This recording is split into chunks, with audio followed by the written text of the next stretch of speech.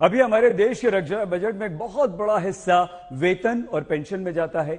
आगे इन अग्निवीरों को पेंशन नहीं देनी पड़ेगी, तो क्या सैन्य बजट को संतुलित करने के लिए ही यह स्कीम लाई गई है? अगर हां, तो फिर उन सदन वीरों की पेंशन और भत्तों पर कैंची क्यों नहीं चलती, जिनके करोड़पति होने के बावजूद देश में सालाना सैकड़ों करोड़ रुपए पूर्व विधायक, पूर्व सांसदों की पेंशन पर खर्च किया जाता है। आपकी टीवी स्क्रीन पर एक तरफ सेना में भर्ती के लिए जाने वाले युवा हैं, जो राष्ट्र सुरक्षा का एहसास हमेशा देते आए, क्योंकि उन्हें उनके परिवार और भविष्य की सुरक्षा का भरोसा हमेशा रहा। अब नई योजनाओं में युवाओं के मन में भरोसे का संकट।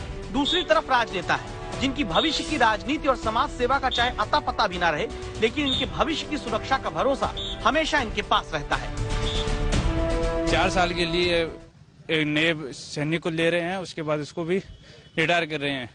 तो एक विधायक है, वो 5 साल के लिए रह रहा है, उसको उसके बाद मिल रहा है पेंशन। अग्निवीर 4 साल देश सेवा करने के बाद पेंशन के हकदार नहीं रहेंगे, लेकिन सदन वीरों की स्थिति देख लीजिए। लोकसभा के 3580 पूर्व सांसदों को अभी पेंशन दी जा रही, जबकि 268 पूर्व सांसदों के निधन के बाद उन पर आश्रित पेंशन पा रहे हैं। राज्यसभा के 508 पूर्व सांसद पेंशन ले रहे हैं, जबकि राज्यसभा के 219 पूर्व सांसदों के आश्रितों को पेंशन दी जा रही है।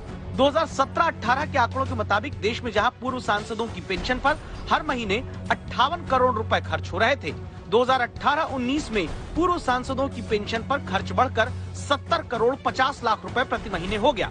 साल का हिसाब आप खुद लगा लीजिए, कितना पैसा पूर्व सांसदों की पेंशन पर जा रहा है। आपकी सैलरी आपके काम के आधार पर हर साल आपके अधिकारी तय करते होंगे। दुनिया के तमाम देशों में भी जनप्रतिनिधि अपनी सैलरी और सुविधाओं पर खुद फैसला नहीं कर सकते हैं, लेकिन हमारे देश में सांसद हो या विधायक अपनी सैलरी और भत्ते का फैसला सदन में आपस में मिलकर आम सहमति से ही कर लेते हैं। अब तक सेना के जवानों के पास 17 साल की नौकरी, फिर पेंशन समेत दूसरी सुविधाएं रही। इसी सामाजिक सुरक्षा के दम पर जवान देशवासियों को राष्ट्र सुरक्षा का एहसास देते आ रहे हैं। अगर फंड मुद्दा वहाँ है, तो फिर नेताओं के लिए क्यों नहीं? जबकि 2020 की एक आरटीआई के मुताबिक रेखा और चिरंजीवी जैसे अभिनेताओं को भी पूर्व सांसद होने के नाते 39,000 रुपए और 27,000 रुपए की हर महीने पेंशन दी जाती है।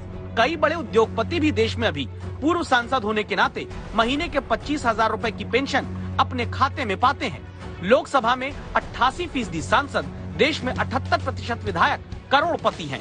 आपको जानकर हैरानी होगी कि हमारे देश में अगर कोई नेता विधायक भी बन जाए और बाद में सांसद भी, तो पूर्व विधायक और पूर्व सांसद दोनों की पेंशन पाता है। विधायक अगर सांसद बन जाए तो सांसद होने की सैलरी भी उठाता है, पूर्व विधायक होने की पेंशन भी। उत्तर प्रदेश, मध्य प्रदेश, राजस्थान समेत कई राज्य हैं जहां पूर्व विधायक 8 कार्यकाल तक की पेंशन ले रहे हैं। मतलब करोड़पति विधायक और सांसद पूर्व होकर भी संपूर्ण पेंशन का फायदा सुकून से पाते हैं। एक नहीं, कई कार्यकाल की। वजह मध्य प्रदेश के विधानसभा अध्यक्ष से सुनिए। जैसे विधायक कई बार हो गए, तो उसका भी 1,500 के हिसाब से जो प्रति उनका आता है, एक टेन्योर आता है, उस टेन्योर के हिसाब से उतना बढ़ जाता है उनका। तो ये नियम है उसका। पूरे एक सेट का 35,000 है, और फिर जितने सेट होंगे वो उसके हिसाब से वो वृद्धि हो जाती है। अभी से ऐसे समझिए कि विधायक अगर एक बार मध्य प्रदेश में बन गए, तो फिर चाहे 5 साल का कार्यकाल पूरा हो ना हो, विधायक जी को पूर्व एमएलए होने पर हर महीने 20,000 रुपए की पेंशन मिलती है, 15,000 रुपए का मेडिकल भत्ता। इसके बाद विधायक दोबारा बन गए तो जितने साल विधायक रहे उसके आधार पर सालाना 9,600 रुपए जुड़ते जाएंगे। राजस्थान में 5 साल के कार्यकाल के बाद पूर्व विधायक को 35,000 रुपए हर महीने पेंशन मिलती है। फिर दूसरी बार विधायक बने तो 2 कार्यकाल के बाद 43,000 रुपए की पेंशन।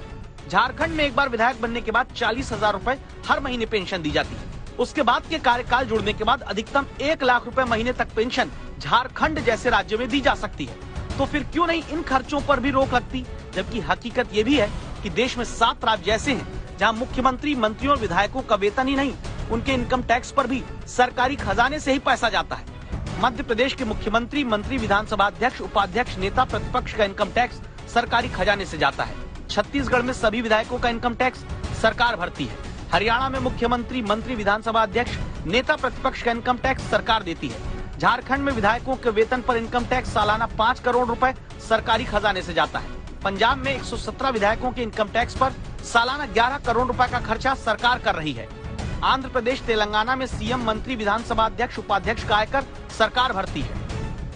एक अनुमान है कि सालाना 1000 करोड़ रुपए से कहीं ज्यादा का पैसा पूर्व सांसदों और विधायकों की सिर्फ पेंशन पर खर्च हो रहा है।